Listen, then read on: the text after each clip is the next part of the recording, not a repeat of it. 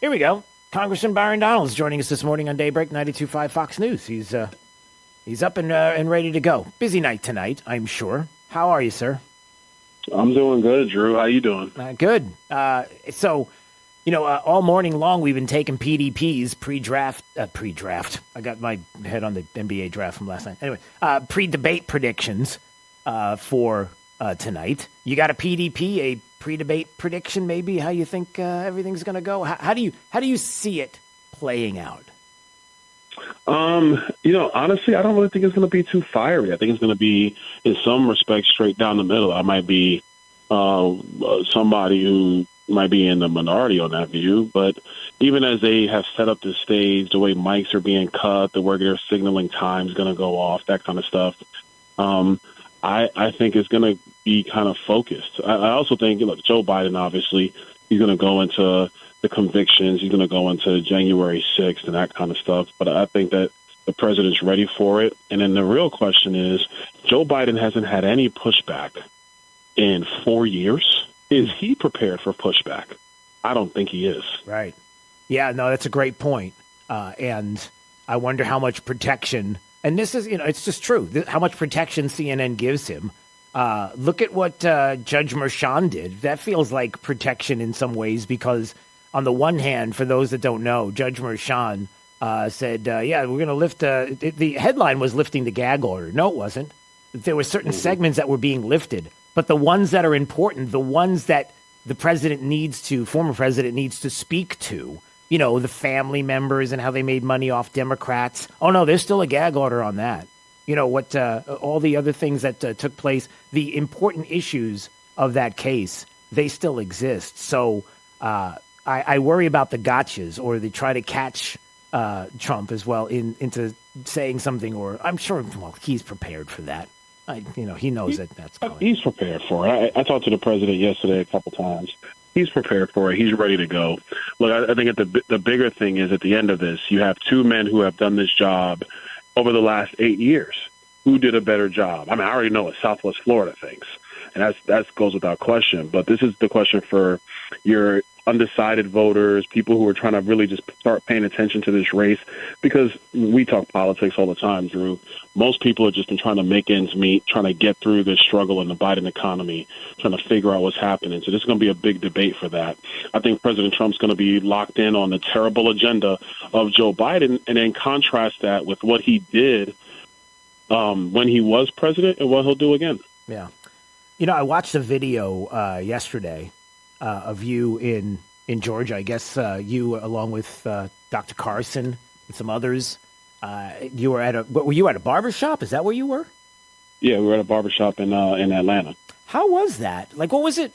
What was the vibe like? I was so curious about that because, you see sometimes those things set up and you hear from the barbershop owner and the community but you just wonder what it's like outside. Like, what's the real feeling in the community? I mean, do you sense there's something there that's changing, that they see what we see? Yeah. Yes. No, I'm just going to tell you flat out.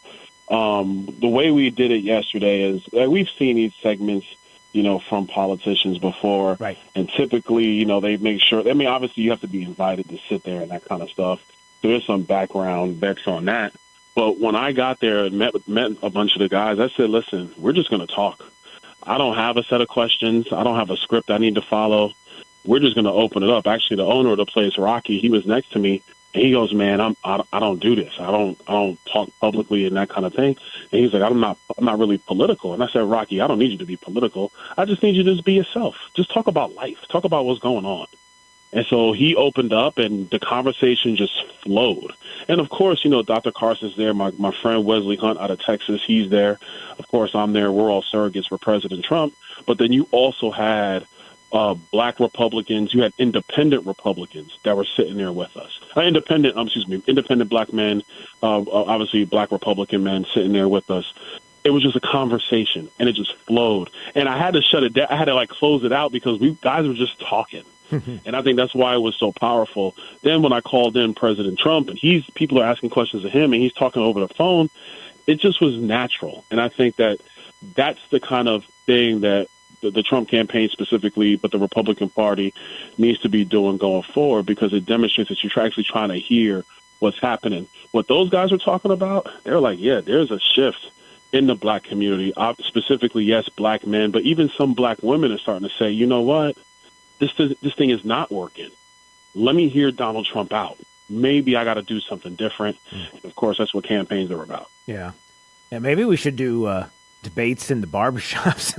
Just because, no joke, only because, and I say it that way because that's what it's about. It's about life conversations, to sit and talk to people, let them explain to you, what's on their mind. And to an important point that you made, when you say like independent people there, I talked to at our Meet the Candidates events for the past couple of weeks.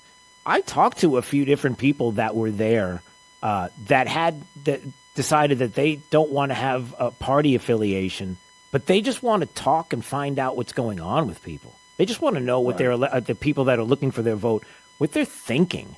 Like they don't have like a dog in the fight, so to speak. They just want to talk and hear. And that's an important part of what I don't think we talk about enough, which is you're not connected the way we are, me and you and others, every single day in politics. You got a life, you got things going on.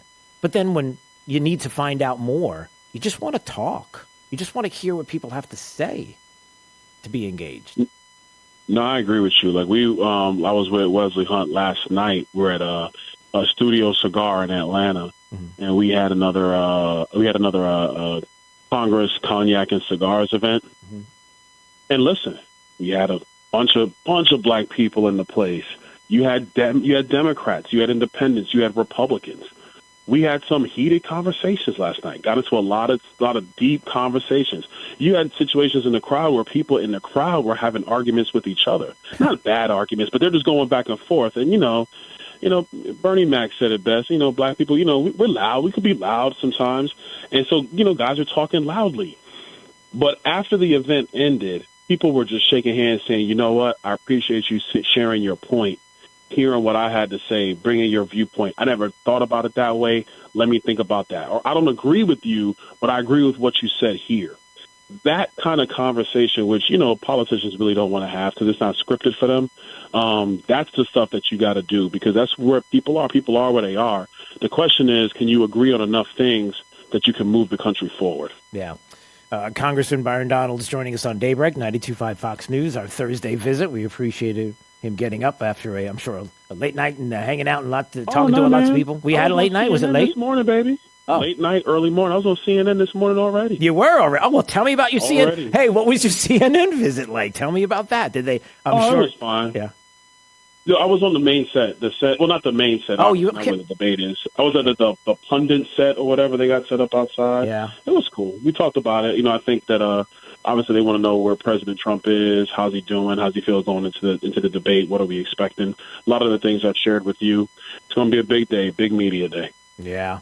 And, speaking of that, and just one other thing before we go, I don't know how he's going to be able to do it, and I'm sure he can, but the focus on the political weaponization that's happening and what the government has been getting away with, and how there are people like Julie Kelly and others who have really exposed and made transparent some of the things that have happened recently, whether it is the CIA contractors issue colluding with the campaign there and the Hunter Biden laptop story, whether it's the concerns that people have about the Supreme Court decision that just went down about the free speech and colluding with big tech and telling them what they can and cannot put out there when it came to the pandemic and other things.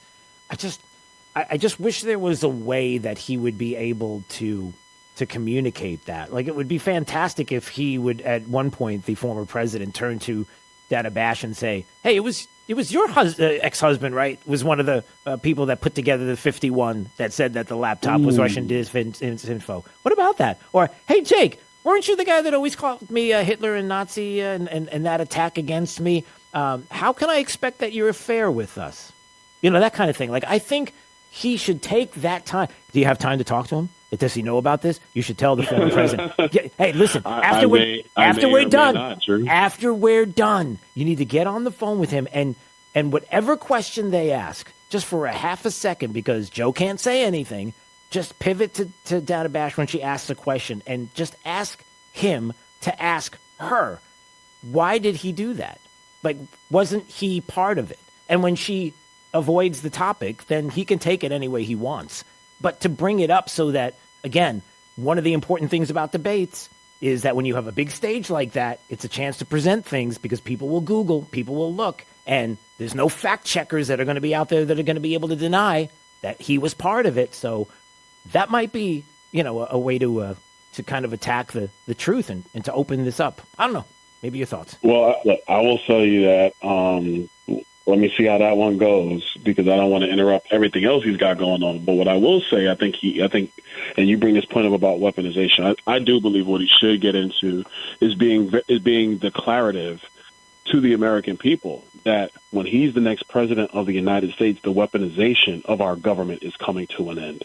You cannot have agencies of the federal government weaponized against the people or political rivals, because it's bigger than just going after individual Americans for their political viewpoints or because of their race or their religion or their creed. That's one thing, and that's terrible in and of itself. What is even more destructive is that people really do lose faith in our institutions, and the country cannot survive that.